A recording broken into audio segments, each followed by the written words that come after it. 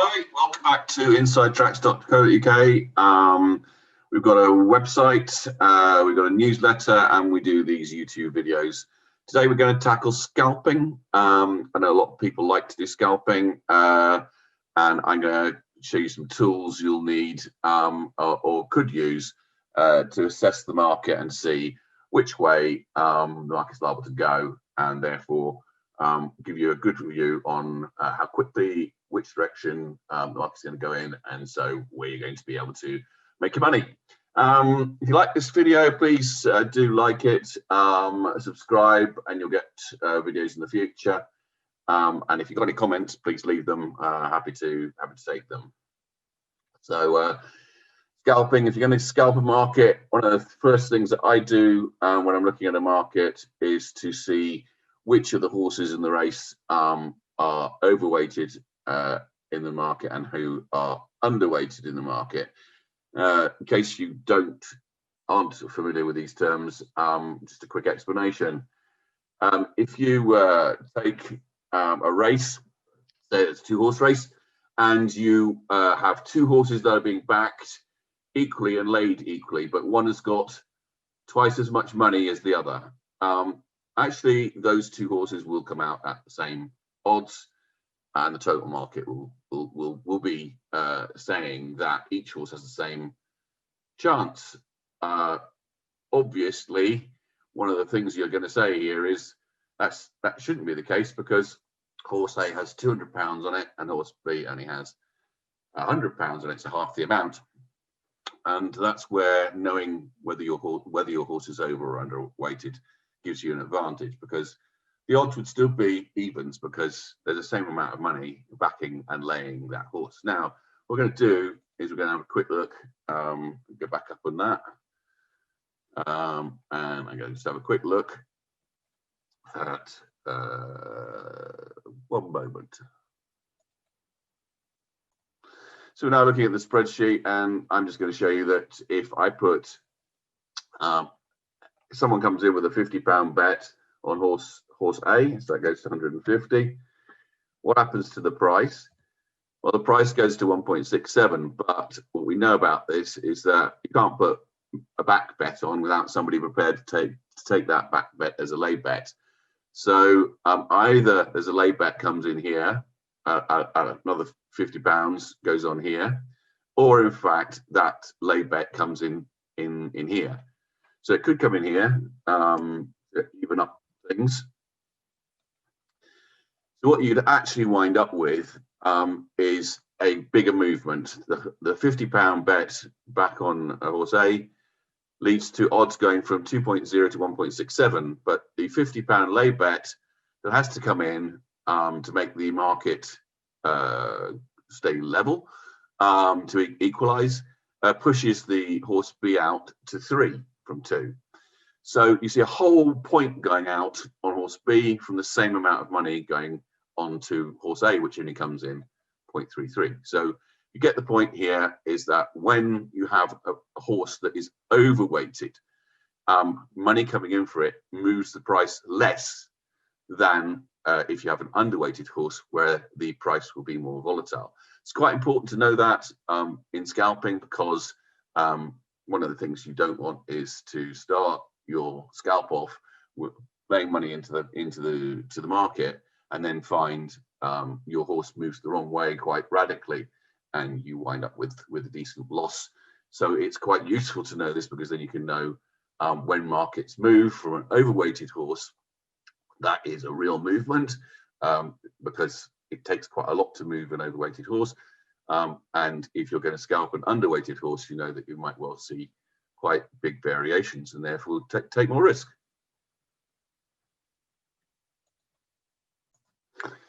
So we're going to take a practical example now, going to the market. I'm not using software, I'm just going to do it on the normal Betfair page. I think most people can work their way around this, and if I use software, someone will say that it's not a software they use. So if we have a look and see which of these horses is overweighted or underweighted. So the market leader, Mr. Carbonator, let's have a quick look at him. Go into his profile. Obviously, he's been backed in the morning with not very much money, as you can see. Very little money goes on in the morning. Then we've seen a pretty much from 5s down to about 4.6 now. What do you do to try and find out whether your horse is over or underweighted in the market? We can see he's around about 4.6 to 4.8. She's trading at, let's just say he was 5. 5 times 18 is 50 plus 40 is 90. So it's just under that, So that actually Mr. Carbonator is pretty much where he should be in terms of his odds, in terms of the amount of money that's come on for the selection for Mr. Carbonator is £19,000, and the amount of market money on the market. You multiply this number here, 4.8 to 20, and you come out with the amount. So if this was now 30, for instance, then we say it's 5 times 30, 150, then Mr. Carbonator would definitely be overweighted in the market. Equally, if this was 10, for instance, then it'd be 5 times 10, 50, and that would be quite underweighted in the marketplace. And let's just have a quick look at some of the others, just to see who is or isn't. Slightly overweighted, 6 times 22 is 120, 132, and it's 99. So actually, Mr. Blue is slightly overweighted. What that means is this trend here is really much more likely to continue because slightly overweighted, there's more money on this horse than there should be, and it's pushing it in one direction. So you can see that Mr. Blue is a horse that's probably going to drift further unless serious money starts coming for it in the last 10 minutes. So what we could say about this is that Mr. Blue, we've just seen, I hope you saw that actually, I'm not sure whether you did, but what we see with Mr. Blue is that he was overweighted in the marketplace, and he's moving in a drifting direction, and therefore we can fairly clearly say that the money that's coming in for this horse is drift money. Now we are only at 126,000. We are 11 minutes away from the race starting. So you want to watch this because this is an overweighted horse, but it's still drifting. It's heating up a bit. Now we're coming into the last 10 minutes, and we can see that this 6.6 is going in that direction now towards 6.8. But sometimes what happens is the less money comes in, fractional money comes in the last 10 minutes, and that drift can be reversed. So you want to watch that in the marketplace. So we can see over underweighted horses, if you're overweighted, the movement, the direction of movement is more likely to be correct, and also the movement is liable to be less volatile and therefore easier for you to get out of positions and take less risk. Second one is price corridors and support levels. Here we're talking about taking a horse and seeing where the money comes as the price varies within the corridor. And this I took earlier on this afternoon, the favourite, and we can see that the horse is trading very much in a very, very tight corridor of just under 3 and around about 2.6, and you can see it in the amount of money that comes in. 2.74 is 2.72 really is the lowest it went, and then it had money up until about 2.92. That's quite a tight corridor, and it's quite useful to know, because if you can see a horse that's trading in a very tight corridor, then you can take those ticks with fairly regular intervals, because the price is just jiggering up and down 1 or 2 ticks pretty much most of the time, and it's not doing anything radical to you. It's broken out slightly there, it's come back slightly, so it's still within a very tight corridor.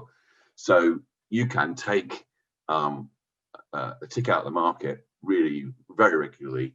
So it's really just down when you've got a horse trading within this very tight corridors with support levels that are very clear, you can put a reasonable amount of money on to back it, and then lay it at the lower level. So, for instance, if I'm in here at this level, 2.8, 2.78, then I'm backing at 2.8 and I'm laying it at 2.78, taking 0.2 out, and I can put maybe 25, maybe more on per tick, and because it's trading within a very tight corridor, so I'm making 0.02 each time, and I'm building up a nice little stack of money because there's very little movement.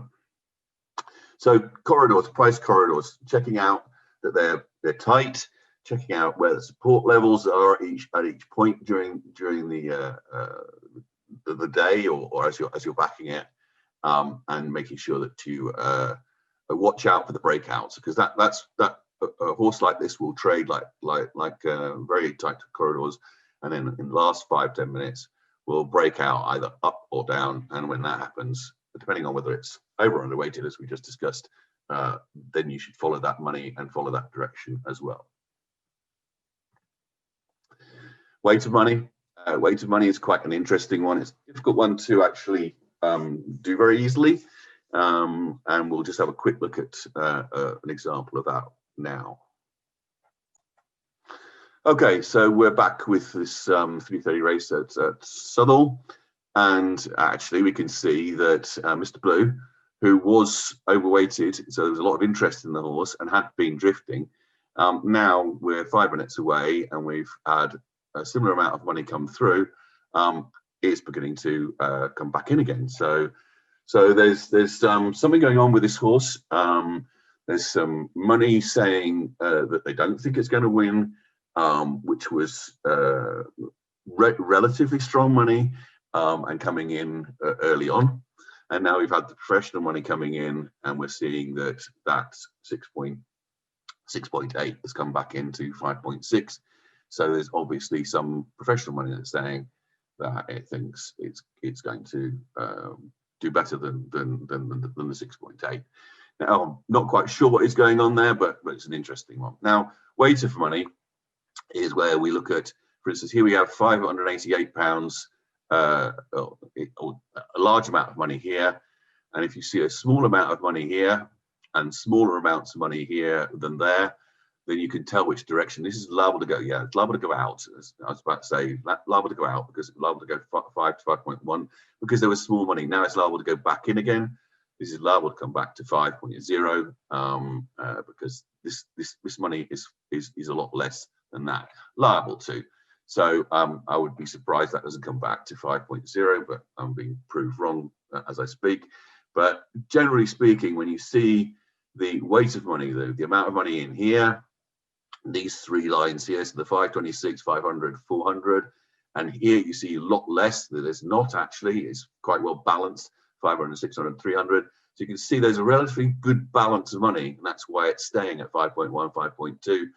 And if you can see that balance of money being kept, then that's a good place to scalp, because you're seeing, because your money is going to go into the 5.2 back, 5.1 lay, and as money is matched, so you're going to get closer and closer, and you could start seeing this is more likely now to move out, in my opinion, out to 5.1 here. No, it's come back. So it's a nice sort of place to be, where the weight of money is exactly the same. That's going to go back out to 5.1. So it's varying between 4.9 and 5.1 at the moment. Bit more weight of money here, £1,000. That's going to get back out to 5.1. So low money there, 4.9. So you're seeing this low money bit here. That's going to go out to 5.1 probably. So it's going 4.9, 5.1. And you can get a bit of scalping in there, because you can see that there's quite a lot of money behind here, which is stopping it going radically one way or the other, and therefore you will have a chance to make your scalping. Now this Mr. Blue is coming in again, so we're seeing that as we're getting into this last few minutes before the race goes off, where the majority of money comes in. So we were at 126,000 with 11 minutes to go. and now we've got 320,000, and it's coming in at 2,000 a second, and we're seeing this money coming in now here. So weight of money, you can see when the amounts on either side, either in the blue or the red, go very low, it's liable to move in that direction, particularly if you've got money stacked up more on one side than the other. Then it does move. Quite difficult to do just off the bat, because quite often people put some bots are in there, and they're putting in £1,000 here to try and push the market that way, and then they immediately take it out, and suddenly the market moves another way. So there is manipulation in the market as well, but it is not a bad steer for you to know that when that gets very low, for instance, that 55 there going to 13, it's now more than likely to go to 8.4 than it is to go 8.8, which you just did. Again, we're seeing some low. I'm just trying to point out some low numbers here. There was a 42, there's a 2 here, so that's liable to go down to 9.8 again at some point. So you choose your horse, study it, look at it, and see where it is. Look for the weight of money. Look for when it goes down low, and you'll see the market move that way rather than. So it's more likely to go out to 5 now than it is to come into 4.7. Much more likely. I'd be surprised if it doesn't go to 5. This doesn't come in any second now, but I'm going to be proved wrong. But that's just generally why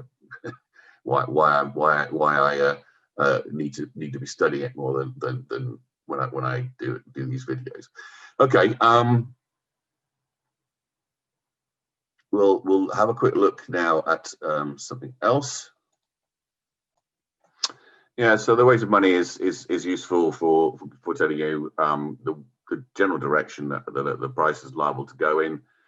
We do a weight of money calculator where you can do sort of the 3 best lay amounts of money, which we showed you. So the red box and the 2 outside boxes, and the blue box and the 2 outside boxes. The 2 outside boxes from there, the best 3 black boxes.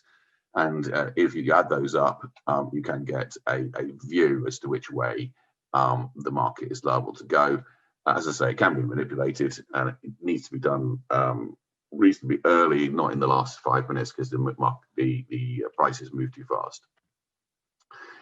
So the final point about scalping is quite important, and that's what is a tick worth. It sounds really strange, but to be honest with you, if you are scalping and you are only interested in understanding the way in which your market is going to move and taking a tick out of the market regularly, then it's very useful to know that if you're trading around about, well, let's just say, here we go.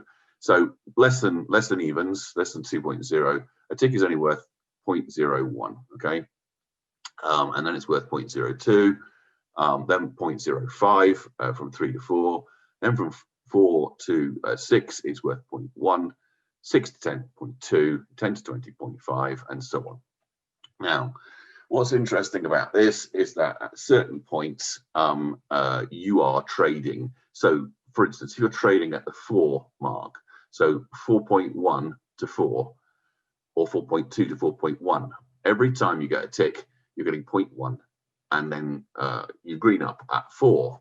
So the 0.1 is worth money to you, more money to you than if you did 1 tick at, say, 3.8, 3.85, because for the same amount of risk, same amount of difference in price in terms of being in 1 tick, you're getting only 0.05, and you're still cashing out at around 4. So in fact, if you are trading 4 to 3.95 versus 4.1 to 4, you can make twice the amount of money per tick. It's just a straightforward fact of it. Similarly, around 6, same deal. If you're doing 5.9 to 6, you're only getting 0.1, and you're trading and you're cashing out, or you're trying to green up at 6, If you're trading at 6.2 to 6, then you're making twice as much money per tick. So be aware of that. So if you find a race where lots of other parts of the analysis are correct, so it's for instance an overweighted horse, that overweighted horse is trading within a tight corridor with pretty clear support levels, so you know where you're going, you know when the breakout is there. So when something goes down below a support level, you know that's liable to carry on. So in your scalping, be very aware of that. So yes, you've got an overweighted horse trading within a corridor where you can see the weight of money is fairly even between back and leg, going back into the two ticks out. Then choose the horse which is trading in say the 4.4 to 4.1, or 4.1 to 4.2, or the 6 to 6.2, or in that area. So where you see these crossovers here, suddenly, I mean, look at 10, right? You are if you're going to trade at 9.8 to 10, you're much better finding a horse that you can trade 10 to 10.5, because you're making 2.5 times the amount of payback per tick, per risk you're taking. So be aware of what the tick is worth, because it could potentially double your winnings. That's it really. Too much like rocket science, but if you do look for those clues and you do take those into account, you can sometimes find a race where you've got the perfect storm, where you see that there's a lot of money coming for that horse as an overall horse. There's a lot of interest, therefore the movement in price is going to be in a direction, then it's going to be in that direction, and it's not going to be very volatile. So that's good news from a trading perspective. You don't want lots of big volatility, because you could be on the wrong side of that volatility. Particularly with scalping, you just want to take small bits out of the market regularly, and so the less volatility, really better. So that's the first thing. So get the perfect storm where there's little volatility, little risk. You can take a tick out of the market regularly without feeling that you're going to get on the wrong side or risk too much and find a horse drifting when you've got a lot riding on it. So that's one. The second one clearly is to make sure that you are on the right side of things in terms of support levels. So trading in a corridor, be completely aware of the support levels. When they break out the support levels, you'll know that is the way it's going to go. The price is going to go. So do follow the money.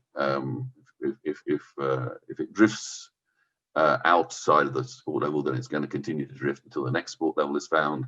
So watch out for that. And then finally, obviously be aware of the weight of money. Be aware of how much a tick is worth. Hope this has been helpful.